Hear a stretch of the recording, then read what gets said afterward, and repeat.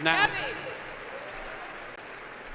no, well, do you know what? It's you know, if it's okay, or, you know, yes, I mean, we love watching you play, but I mean, now I sound, now I,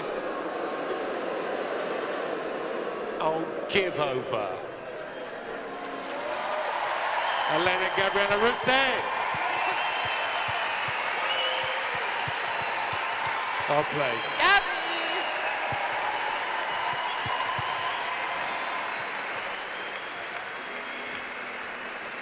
She'll only be 5 minutes or so. Emma, well played. How was it playing in front of a crowd at the Royal Albert Hall? Welcome home. Thank you so much. I mean, it was amazing to play at home in front of everyone here. I felt it straight from the minute I walked out. It was an incredible atmosphere, and yeah, I really enjoyed playing here. So thank you all for coming very much. Now, did you used to come here and watch tennis? You know, like watching the old guys' tennis?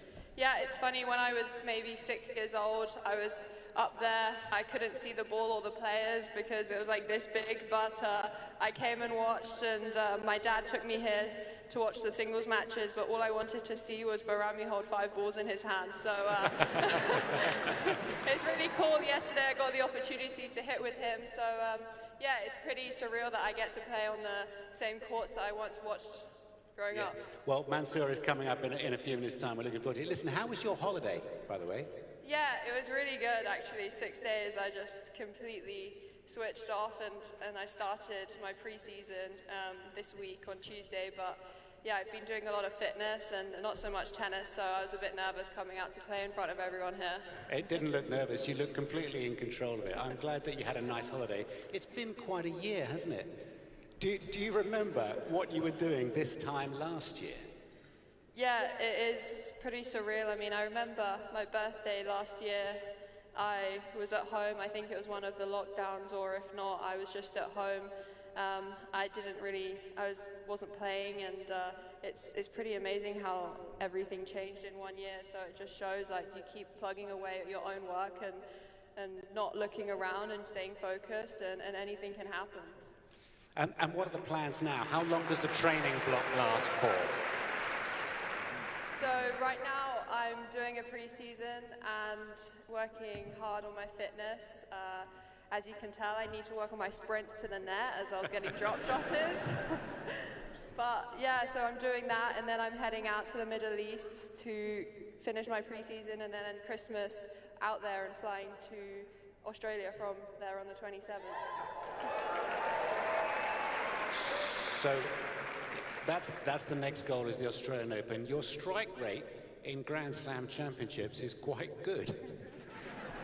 Played 2-1-1.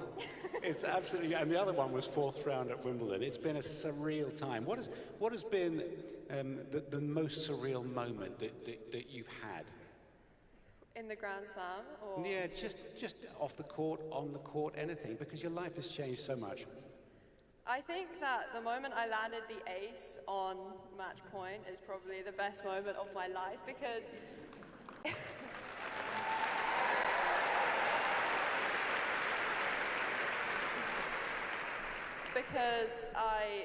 it was that one moment of disbelief, and I've just done it, and I didn't quite know what it was, but it was incredible, and I was just speechless. But I had an amazing time out there. But for me, I think playing here in Wimbledon, the 3rd round, I think was the biggest match of. For me, I feel like it was the turning point where I felt like, oh my God, I can actually be competitive here. And that moment, that crowd, that home support I felt out there, it was an incredible experience. And have you spoken to Leylah Fernandez, who you beat in the US Open final, since you beat her?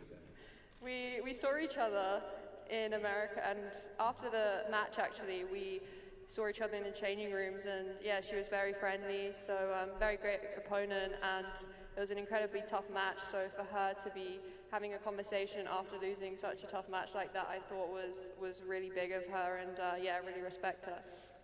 And given that life changed in that moment after the ace was served, I mean, most people qualify, win a round or two if they do very well, but you went ahead and won it without dropping a set. It was kind of ridiculous and mad. It was brilliant. It was absolutely brilliant to watch. I was just watching on the TV, but it was fantastic. How have your friends dealt with your success? Because on a very profound level, everything changes, including how people see you, including friends, right? It was amazing. I've been actually a bit busy, so I haven't been able to really hang out with them so much. But when I saw them again, like a couple are here today, and it's very nice just to have that conversation, go to the same places that you used to go, and yeah, it's just really cool. And but I have my parents who still, like, they were telling me off yesterday morning, big time. So I mean, nothing changes. What did you do wrong? I said I was tired. And which one told you off? Both? Both. Really? Yeah. They're just on you, huh? Yeah. Well, that's good. They're never going to let you fly too high. So I think I saw you were in Bromley High Street in like some tea shop having a chat with this new coach, and people follow you with cameras the whole time now. How are you coping with the attention? I hope you're enjoying it. You seem great. Yeah, I mean, for me, I'm just going about my business. Like, I'm taking the train in sometimes and doing the same journeys I used to, because for me, I feel like I'm the exact same person, and I'm just going to go about everything I used to do. I don't see why I should change things that got me that title. So, yeah, I'm just still enjoying what I'm doing.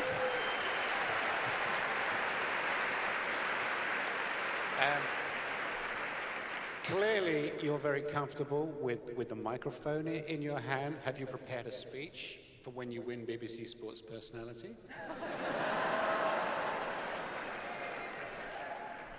No, I mean, definitely not. I'm rooting for Lewis in the race, so.